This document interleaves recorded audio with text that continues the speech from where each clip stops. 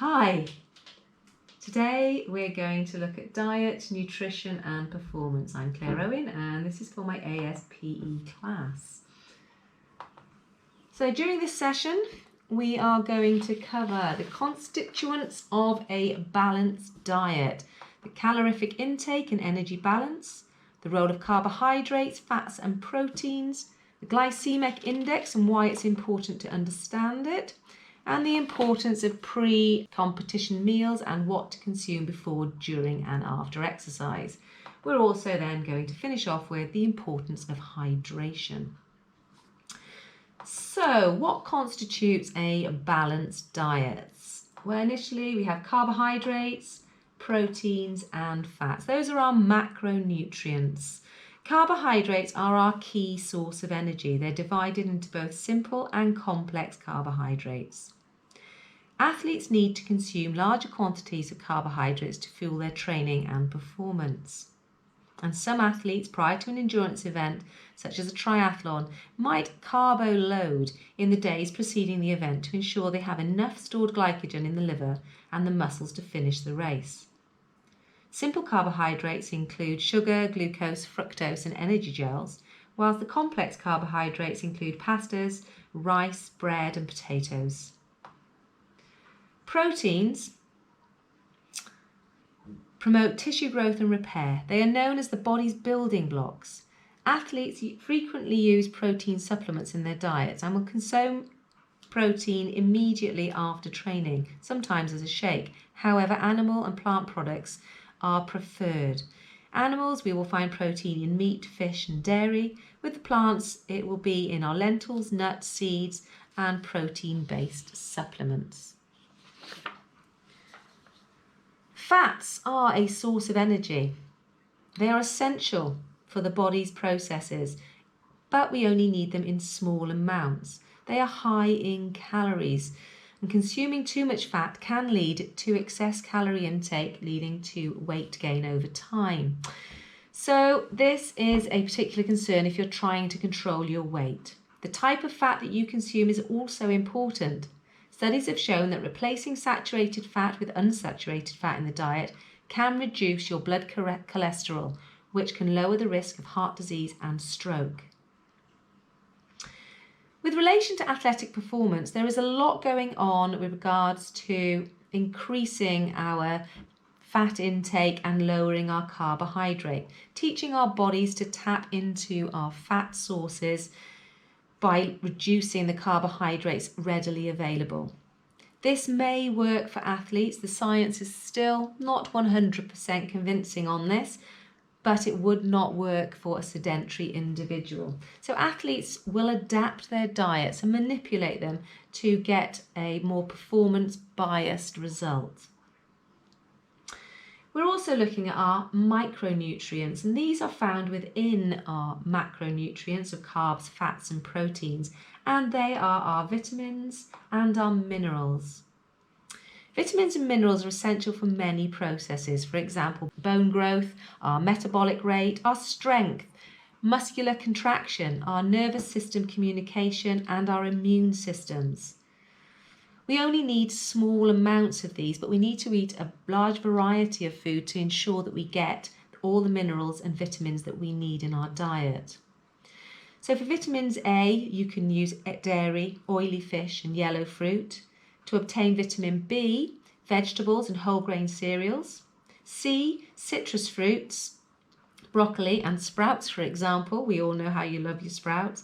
And for vitamin D, oily fish, eggs and fortified cereals. Now our minerals that we need include calcium, iron, zinc and potassium.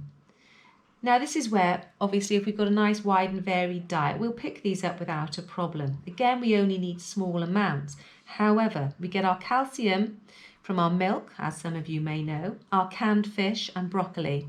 Iron will come from watercress, brown rice, meat and spinach, leafy greens. Our zinc we can get from shellfish, cheese, wheat germ. And potassium are fruit, pulses and white meat. Now a banana is very high in potassium and it's worth considering. A banana is a very good sports related food. Now this next slide shows a chart that identifies the calories used or required for a good energy balance for health and performance purposes. It has been taken from webmd.com and it estimates the amount of calories needed to maintain a healthy energy balance for various gender and age groups at 3 different levels of physical activity. The estimates are rounded to the nearest 200 calories and were determined using the Institute of Medicine equation. So looking at sedentary, moderately active and active individuals basically through life. So you can see that our calorific intake peaks at about 19 to 30 years of age. And that goes across the board, both males and females. As we become more active, I'll look at the females, we go from 2,000 calories to 2,200 to 2,400 for an active individual. Somewhere between 2,400 and 7,000 calories can be consumed by a Tour de France rider, for example. We're going to look at several case studies of the Tour de France riders as we progress through this presentation and how they fuel for their epic endurance events. So what happens after the age of 30? Unfortunately, after which our muscle mass starts to decline and therefore we require less energy intake to sustain our activity. Along with this decline in our energy requirements, there's also a decline in our anaerobic athletic performance due to that muscle loss. However, it is important to note that if we maintain a physical active lifestyle and a good diet, we can slow this age-related decline. On the next slide, we're going to look at, we have got the Eat Well plate. So on the Eat Well guide, you can see that the majority of our diet should be taken up with our fruit and vegetables, as well as potatoes, bread, rice, pasta, and other starchy carbohydrates. At the lower end of the Eat Well guide, you can see we don't need as many beans, pulses, fish, eggs, and proteins, as well as our dairy alternatives. They are essential parts of our diet. 2 things that we've missed out or not discussed as yet are the water, which you can see in the top right-hand corner of the screen. The body needs to stay hydrated to stay healthy, and failing to replace our lost fluids can result in dehydration. This is an even more serious condition than a lack of food. Women need to drink about 8 glasses a day, with men drinking about 10 glasses a day. That's 1.6 litres for women and 2 litres for men. This varies, however, according to the temperature and how rigorous your exercise is. All drinks count, but water is the healthiest. Fruit juices are fine in moderation, but you need to be aware of how much sugar is contained in a lot of these drinks that we haven't looked at in our diet is the fibre or roughage that we take in. Fibre is an important, healthy part of our diet. It is only found in plant-based foods, and there are 2 types. Each one helps the body in different ways. Soluble fibre helps to reduce the cholesterol. It's found in oats, barley, fruit and root vegetables. And insoluble fibre, which keep our bowels healthy, and they are found in wholemeal cereals, wholemeal bread and nuts. It's important that we know our carbohydrates. Our carbohydrates are a quick and efficient way to ingest all the important sugars in the body and supply the readily available energy for performance. Carbs are ranked using the glycaemic index. Understanding how high and low glycemic index carbohydrates or fast and slow release carbohydrates work in your body is a vital step toward eating healthy carbs, as well as ensuring a supply of nutrients and fibre. The glycemic index of food is based on the rate at which it breaks down into sugar and glucose, how fast it is absorbed and how quickly it raises the blood glucose levels. Carbs that break down rapidly during digestion quickly release glucose into the bloodstream and have the highest glycemic index scores. They provide a quick burst of energy, which unfortunately only lasts for a short period of time. If we look at the chart, you can see the red line denotes the glycemic index of our meal. You can see that the blood sugar and insulin levels spike after each meal, but consequently there is a dip well below the low carb meal. Now that dip will leave us feeling hungry and ready to eat again. So if we eat our high glycemic index carbs, such as energy gels, rice cakes, sweet and refined starches, you will have an insulin and blood glucose spike as well as a dip. The blood glucose response of these foods is fast and high, and they fail to satisfy our appetites for long periods, making us crave additional foods. Eating too many of these high glycemic index food also blocks our body's ability to burn fat. So not only are we craving more sugary products, we are not burning the fats consequently during our exercise. So having low glycemic index choices, we are more likely to remain slimmer and leaner.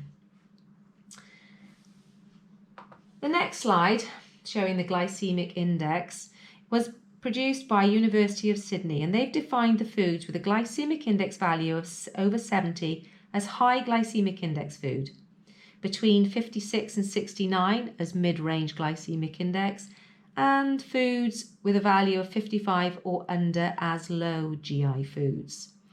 This is reference where glucose as a pure sugar gives you a value of 100. Because high glycemic index foods give you that sudden spike in blood sugar levels, large amounts of insulin are secreted in order to process the sugar in the blood. This subsequently causes a spike in the insulin secretion to handle that sugar. In contrast, if we eat our low glycemic index foods, the sugar is gradually absorbed in the body, so the blood sugar level rises gradually. Thus, an appropriate amount of insulin is secreted and sugar is promptly taken up by the tissues, getting rid of those cravings or post-meal lulls where you want to have a little nap after dinner. If you know which foods are low in glycemic index, you are more likely to be able to live a healthier and more energetic lifestyle. Making sure that carbohydrates, an essential type of nutrient, is absorbed in the body in moderate amounts is related to your blood sugar levels. It reduces obesity and, of course, links you to a healthy diet.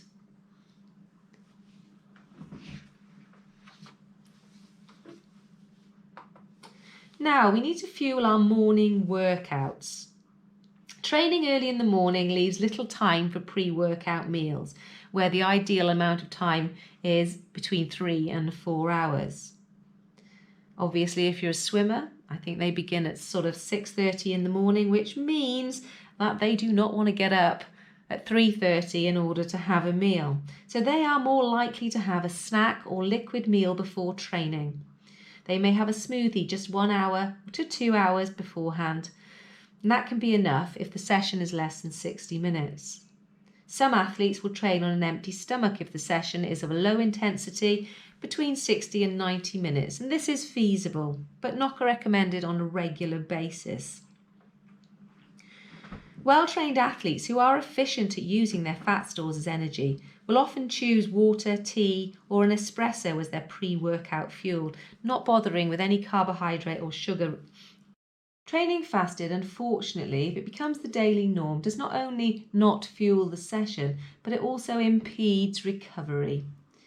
So what an athlete needs to consider is what to have for breakfast. As for food, the excellent meal choices should feature between 200 and 400 calories of carbohydrates, including a bowl of oats or oatmeal porridge with a banana, a yogurt, a smoothie, or perhaps a bowl of fresh fruit and yogurt. These types of meals are easy to digest and contain a mix of low and medium GI carbs with added protein and minimal fat, all of which will top up the liver glycogen stores and keep the blood sugar level in check. Bananas are a particularly good source as they're easily digestible and provide all three natural sugars, sucrose, fructose and glucose. Fueling workouts both during the day and the evenings. Ideally, a moderately sized meal should be eaten 3 to 4 hours before a daytime or evening workout. The focus should now be on a low GI carbohydrate meal plus small to moderate amounts of protein to reduce the overall glycaemic index of the meal. Remember that food only becomes useful to the body once it's been digested, so allow sufficient time for pre-exercise meals to fully digest.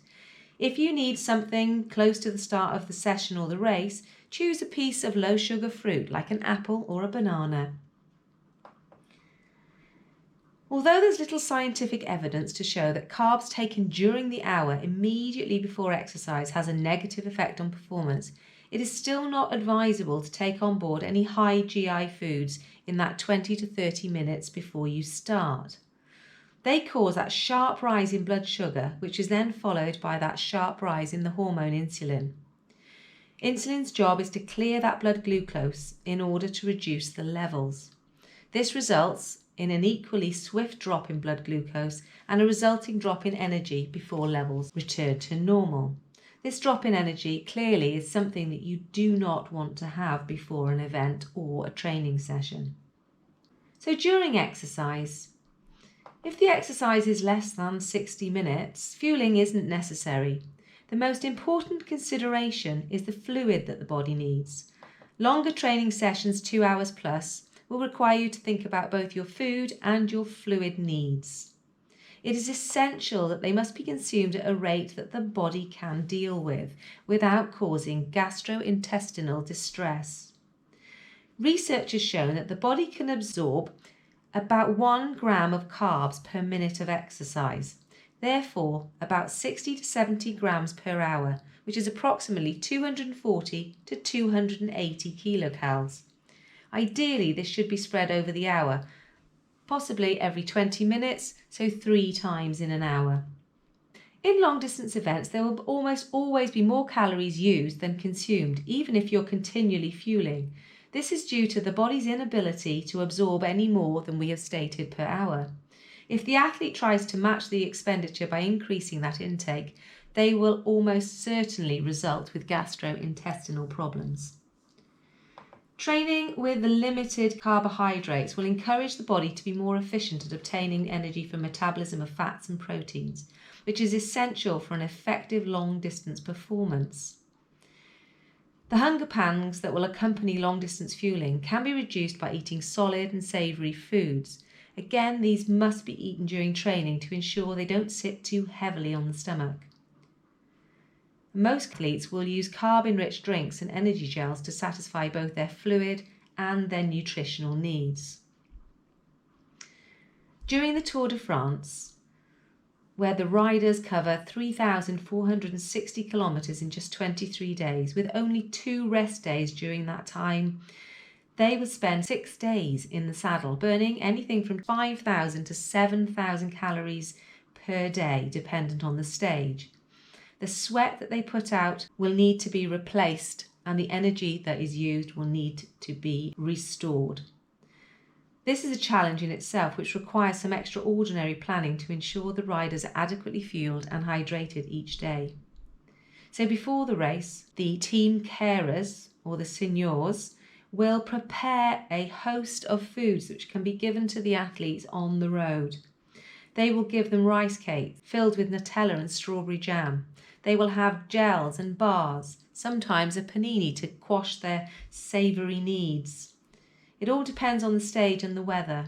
If it's warm, they will drink more than they eat, so they'll drink more water and hydration mixes. It is a science in itself. Now, on the point of drinking, sodium is vital.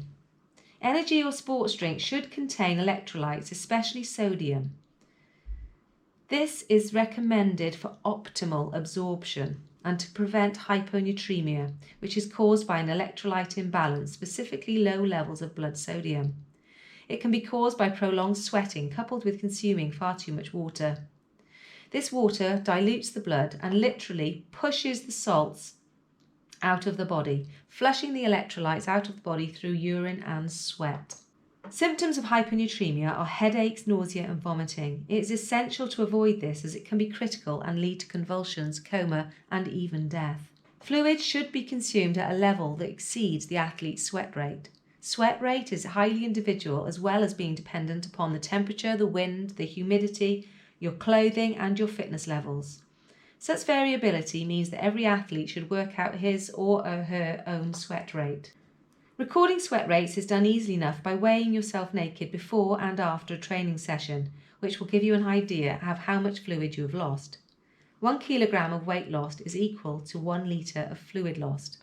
So an athlete needs to drink more than they have lost. However, you need to bear in mind that everyone has different capacities to absorbing fluid, and therefore, again, it must be practiced in training. The rule of thumb for absorption of the fluids is that most athletes can absorb somewhere between 600 and 800 millilitres per hour. The riders on the Tour de France are encouraged to drink 10 bottles over 5 hours. It's stated they may not finish them all, but the aim is to finish one each half an hour, especially when it's hot. That equates to about 1 litre per hour as a general working rule of thumb. Now, once the exercise is over, the event is completed, it is vital that we hit that window of opportunity. It is somewhere between 20 to 45 minutes post-exercise when it is wise to consume fruit to replace the glucose and use the elevated digestive enzymes to absorb most of the nutrients that we are taking on board. Not only do we need to replace those carbohydrate glycogen stores, but also protein and fats need to be taken into the diet. It is essential for recovery, particularly for the Tour de France riders in between stages. The muscles need to recover as fast as possible, and nutrition is a big part of this.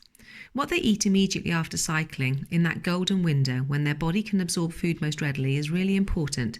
Immediately after the stage, riders have a little rice for the carbs and 1 bottle of recovery drink containing protein mix.